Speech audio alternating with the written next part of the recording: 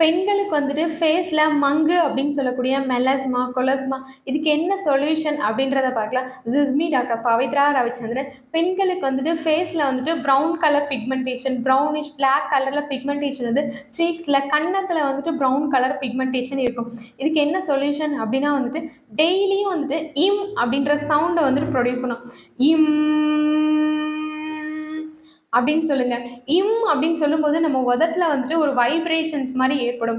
So இந்த இம் வந்துட்டு சொல்லும்போது வந்துட்டு நம்ம எந்த இடத்துல வந்துட்டு மங்கு இருக்கோ அந்த இடத்துல, இப்போ கன்னத்தில் இருக்குன்னா கன்னத்தை வந்துட்டு கான்சென்ட்ரேட் பண்ணிட்டு அந்த இம் சவுண்டை வந்து சொல்லும்போது வந்துட்டு மங்கு வந்து ஈஸியாக சரியாகிடும்.